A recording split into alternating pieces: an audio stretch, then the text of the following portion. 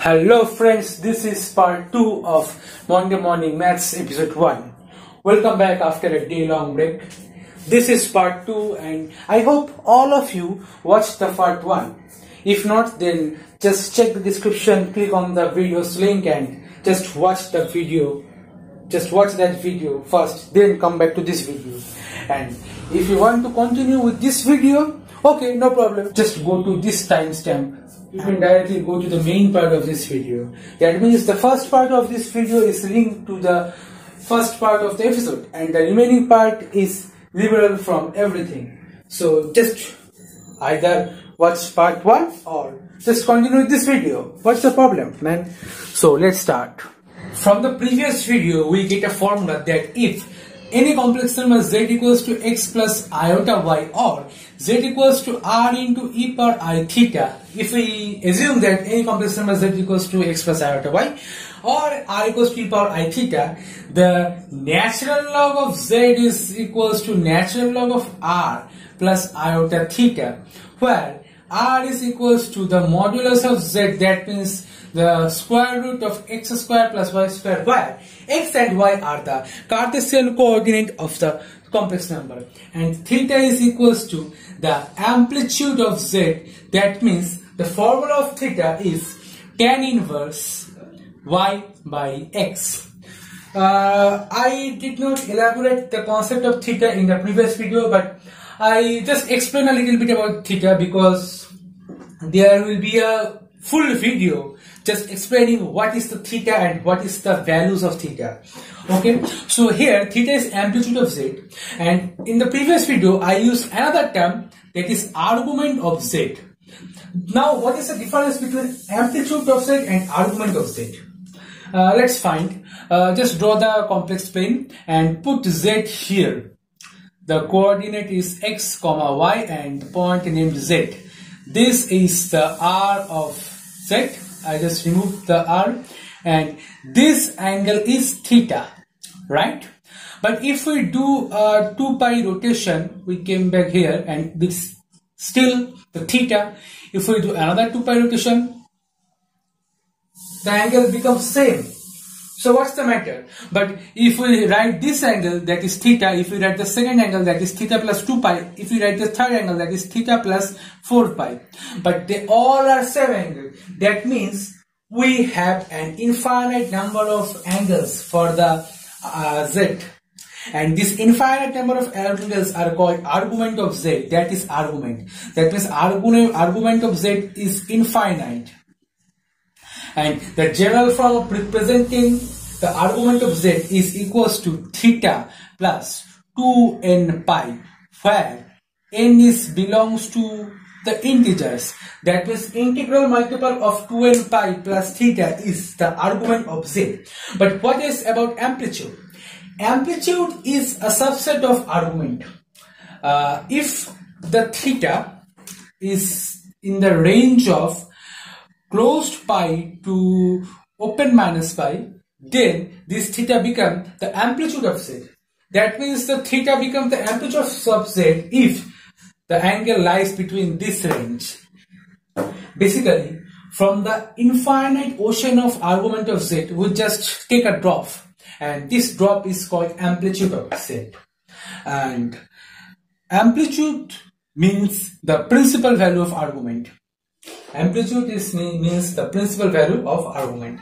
So amplitude and argument are not same thing. Okay, so now solve the previous video's question, which I have to solve in the previous video, but I don't. Okay, so solve natural log of minus 5. If I just use the formula, so it becomes natural log of 5 plus iota pi. What? Iota pi? Why? Because natural log of minus 5 lies here.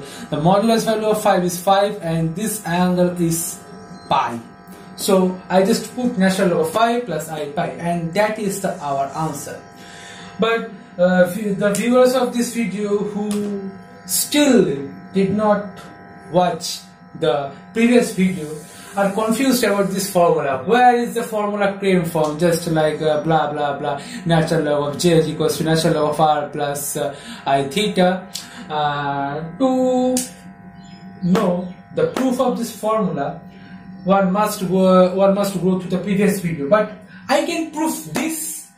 I can solve this question with another method, and I can create a formula for the negative logarithms. So let's see the formula. This is method 2.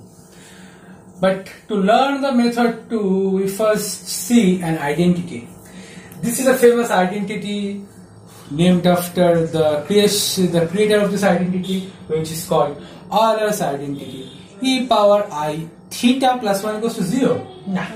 My viewers just unsubscribe and dislike this video. It is e power I pi plus 1 equals to 0. This is called Euler's identity. But what this means, where it came from, how to prove this identity true is not the main purpose of this video, so I will cover this topic in my future videos. Okay, just remember this identity, e power I pi plus 1 equals to 0. Okay, so now let's find a new formula. Just suppose natural log of minus x, where x is any positive number. That means x is greater than 0. Natural log of minus x. So if x is a positive number, then minus x obviously a negative number. Then we can write it as natural log of minus 1 into x. Just break this, and by the operations of logarithms, we can write it natural log of minus 1 plus natural log of x. Then natural log of x plus, we just see the identity, that's e to the power I pi plus 1 equals to 0. That means e power I pi equals to minus 1. So here we can put e power I pi instead of minus 1. So natural log of e power I pi, that means natural log of x plus natural log of,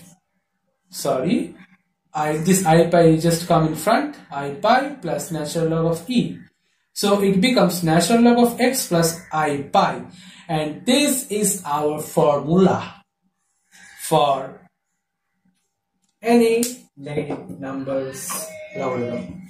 Just write down the formula freshly. We get that if any number, negative number x, the logarithm of the number is natural log of x plus I pi. Okay, so this is a general form of logarithm of any complex. This is a general form of logarithm of any negative numbers. Obviously, negative real numbers. Okay. So now, what if we put down this formula in the our question? So natural log of minus 5 is, just put down the x, natural log of 5 plus iota pi. Oh my god, this is the previous answer we get from the method 1. We just get natural log of 5 minus 5 is become natural log of 5 plus iota pi here. Why? Because just minus 5 is lies here, the r is equals to 5 and theta is equals to pi. And we get same answer. So I think this method also valid. Actually, this equation is just a subset of the main equation, which is natural log of z is equals to natural log of r plus iota theta. Oh, wait. These two equations are just shows us that this and this are the principal values of this complex number. That means here theta and theta are the amplitude of the complex number. They are not the argument of the complex number.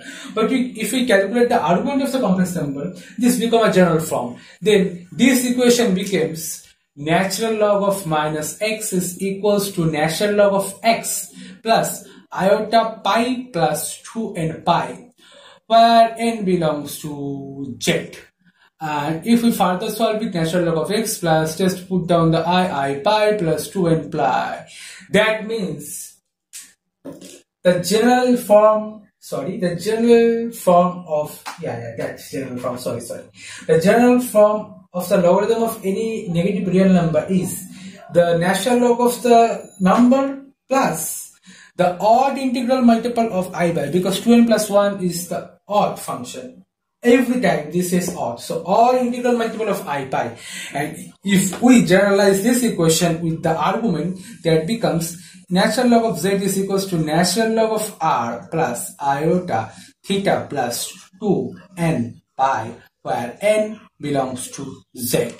This is the two final equations, or we can say this is the two equation and this is the two equation. Okay, so I think the first episode of Monday Morning Maths are quite delicious for all of you. Thanks for watching. Stay tuned for the second episode. We will meet again in the next week, Monday at 5 a.m.